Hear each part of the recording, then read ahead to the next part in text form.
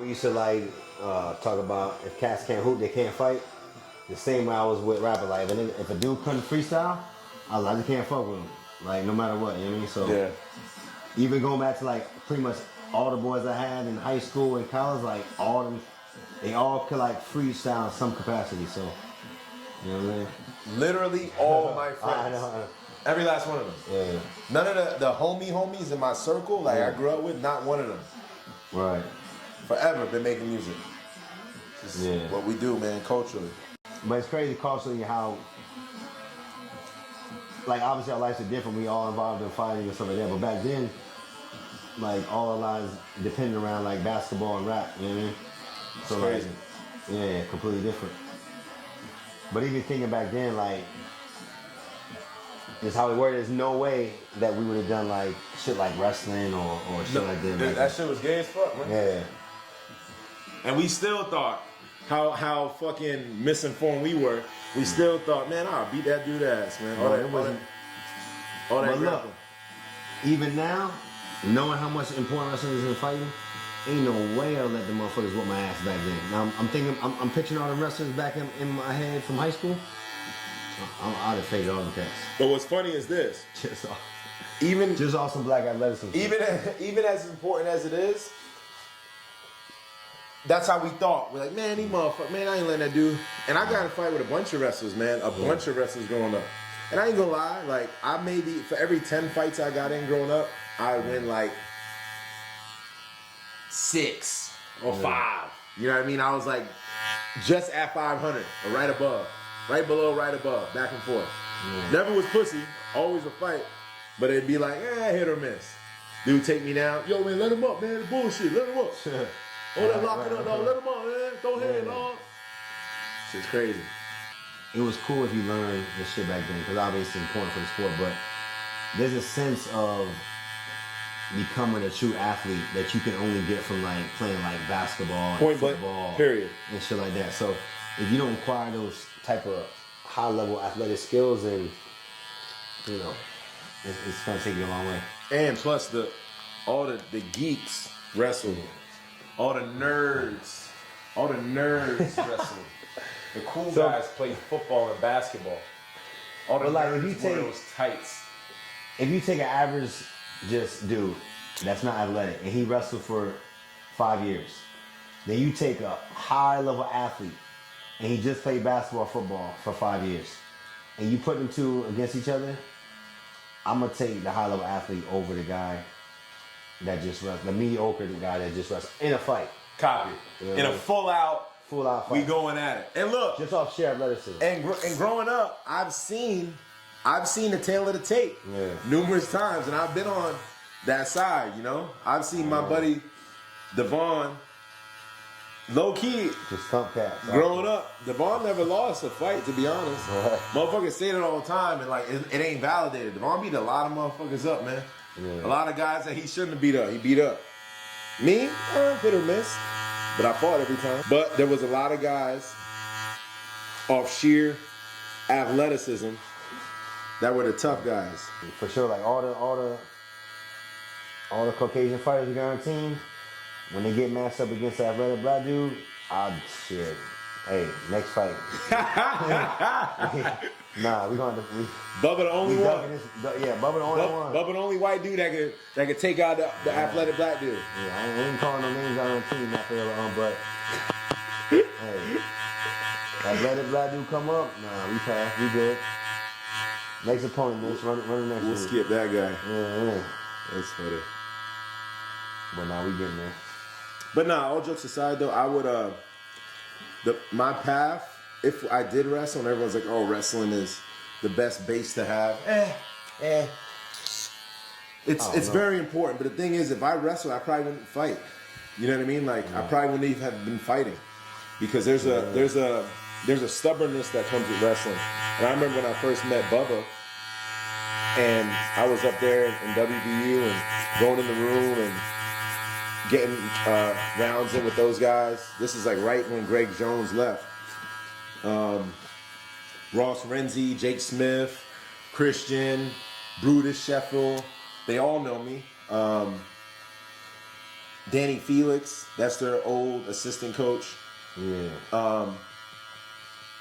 AJ Viscerano. All these are guys that are on the Division I wrestling team. And I went in there, and so many of those kids were like, yeah, Phil, I want to fight. I'm going to fight. And I believe them. So I'm like, man, these guys are, and I was a struggling pro at the time. And these guys are all high-level wrestlers. Bubba, every day me and Bubba working out, 5 a.m., after hours. Bubba got the key to the gym, we're there. Mm-hmm. And I would tell him all the time, yeah, man, I'm working with so-and-so, He's going to fight after. He's going to fight. He's going to come down and fight. And Bubba's like, Phil, I'm just telling you this. Like, 2% of the people you talk to that say they're going to fight are actually going to do it. Right. And there were guys that I knew were going to transition. I knew it. I put money on it. Yeah. And Bubba was so right, man. Because looking at it now, he's literally the only one, bro. And what's funny is Bubba didn't even say he was going to fight when I first met him. Yeah. And I kind of like instilled it in him a little bit. And then he got to the point where I think he started really gravitating towards it. I brought him to Pittsburgh Fight Club. Yeah. This is, at the time, Mark Cherico owned the gym. Cody Garbrandt was training there. And me and Bubba got some good rounds in, and I think that kind of, he was like, all right, cool, I think I'm going to do this. And it's funny because he was like, all the guys that I was training with, holding pads for these wrestlers and doing this, doing that. Yeah. And I always thought they were going to fight, and he was very true. Fight, none of these motherfuckers end up training. No. So, and I think a sense of confidence comes with wrestling at that level, and I think also a sense of like, man, I ain't starting all over and learning some shit, like, and being vulnerable and being not good at something when you attain such a high level of something. I mean, I was opposite. Like, when I stopped running track, when I realized that, you know, I wasn't gonna make it to the highest level I thought I was gonna make it to in that sport, I was looking to get humbled in a new sport, and that's when I met, you know, kind of started training with Paul Rodriguez and them boys over there, and man, them boys put me through it. A dude named Steve Ramos, he's tapped me like 5 times in a round. But I could still use my athletic ability to scramble out a lot of stuff. You know, I double leg them cats, pretend like I was coming out the blocks. I'd double leg them across the mat and shit like that. But it takes a certain person to want to be humbled and learn a new craft and start something new. You know, that's always something that you had though. Like, you never, like early on, because you was fucking so trash in your fucking skill set. You don't believe you were how bad you were, but I was actually really good. No, you weren't. But I was actually really good. Really good. Crazy. It's crazy how bad you were back then. One of the best in the world. Nah, seriously, like, you were one of the worst grapplers on the team. But you were mad humble. You always ask questions, always fucking get better and shit like that. Always used to drill and shit like that. Now you don't drill for shit, but your skill level is all the way up there. That's don't matter. For me, it comes from the same thing we're culturally. So, like, the same feeling I get now walking in the sparring day in a different gym, I would get pulling up to the park that I've never been to. Yeah. Like, oh, I hear the ball bouncing before I get around the corner. Nah, for you guys don't. Oh shit, boom, boom, boom, boom. Yeah. I get that.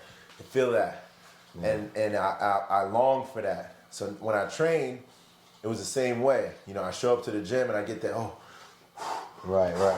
boom, boom, boom, boom, that feeling, you know? Yeah. Just kept me going. For sure. That's why it's good to go spar like places you never sparred before, for sure. Every time we travel, we always look for a gym to spar or something like that. It's dope. Dojo Storm, man, from day one. And a lot of motherfuckers in the fight game pretend like they don't know me, but they know me. Because I've pulled up, looking at my journey now, I've pulled up at numerous gyms. Nah, you gangsta as hell, because you solo. You pull up, by yourself. Fusion gear on. Mouthpiece, ready to rock. Sean Strickland style. Yeah, now the realest shit is when you was looking for my dude Mert. You know what I mean? That's pretty funny. Yeah, because Mert would have bammed your ass back then. For sure. But the fact that you was ready to pull up on him and, you know, stuff like that. Shout out to my dude Mert Jones, one of my first MMA champs. You know what I'm saying? Mert get money. Jones. Yeah, that's my dude right there, man. Double time Emmy champ. Back when Ford had just started amateur, he was like one of the first champions we had at our gym. Yeah, but man. he's that perfect example right there. He would fight against guys that wrestle, high school guys been doing martial arts his whole life. This man coming straight from the hood, coming straight out of that fucking prison. You know what I mean? Bamming cats. Slamming dudes on their neck. Slamming dudes on their neck. No technique. Wilding. You know what I mean? Got put him in triangle? Nah, son. I'm slamming your head and I'm bamming your ass right after. That's hilarious. So he's like the perfect example. You know what I mean? Nah, amateur, he was definitely making noise. If you're an amateur in Florida coming up, you knew who Merk Jones was. Shit. But nah, for anybody watching, my name's Phil Rowe. You guys are in my humble abode. And I'm just chopping up my coach hair. I've been cutting hair since I was 12. And I always said I wanted to have a barbershop in my house. Not because I want to cut hair for a living, and there's nothing wrong with being a barber. It's a respectable living. But it's just something that I enjoy doing, and I've been doing a very, very long time. Longer than I've been fighting, you know? I haven't been doing anything as long as cutting hair besides playing basketball. And I moved down here to train with Julien Williams, and I got a little setup in my house, and I've been cutting hair. But I've known of Julien for a while, my coach. I started under Reese Hall in Flagler Beach, Florida, and he always talked highly of him. And this is like 2011. There was no pros in Florida, really, at all, that were like representing Florida, making a big name for Florida, but everybody unanimously would talk about Julien.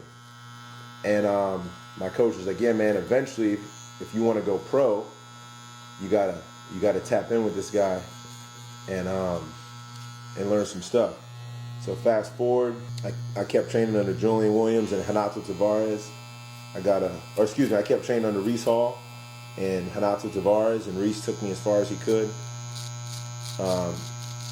And my whole amateur career was with him. And then he moved to Arizona to train under Tanquinho Augusto Mendez. And he got his black belt in Tanquinho. At that point, I said, all right, I'm going to turn pro. This is in 2014. I'm living in West Virginia at the time. And I reached out to Julien. I would always talk to him like, look, man, I'm going to come down there and train.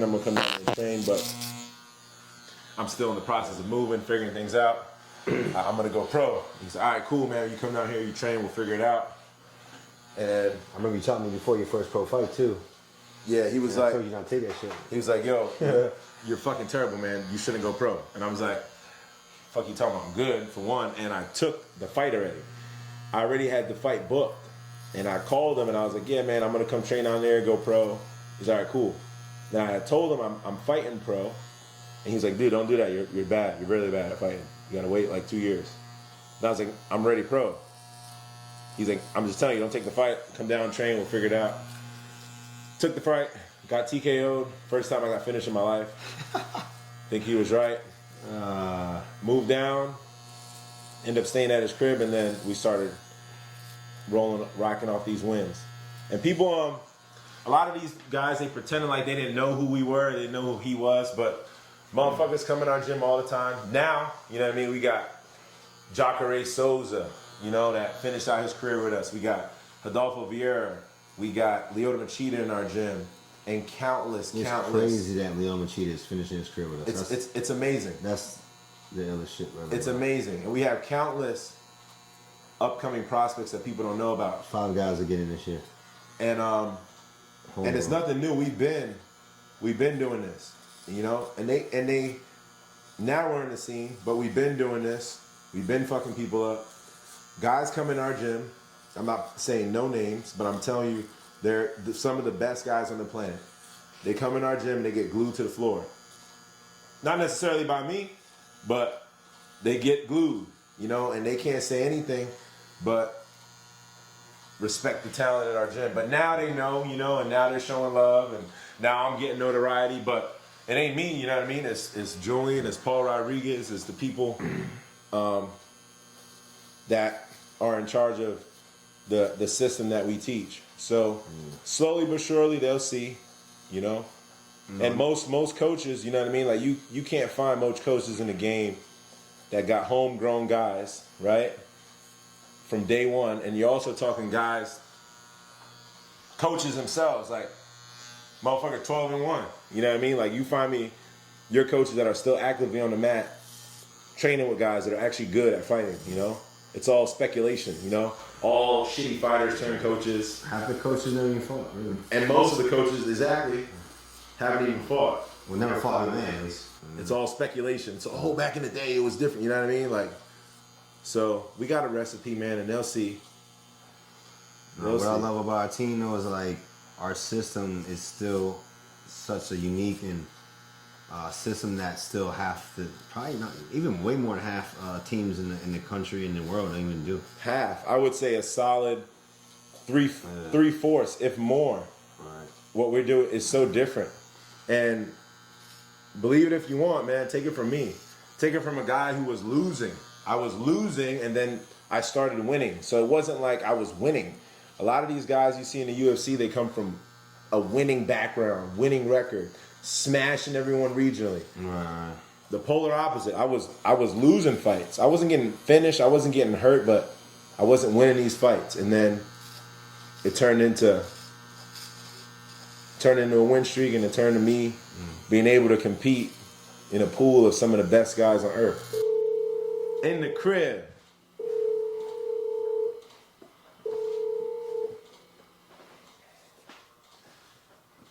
And people always get shocked, like, Phil, you could cut? You damn right I could cut. I've been doing this longer than I've been fighting. I'm a 5th-degree black belt in barbering, you know? How many motherfuckers you know got a barbershop in their house sitting on a $3,000 barber chair, you know? Not a flex, it's just to show my love of barbering, but I'm out here, man. A little different, you know, but I'm out here. Hit him with that.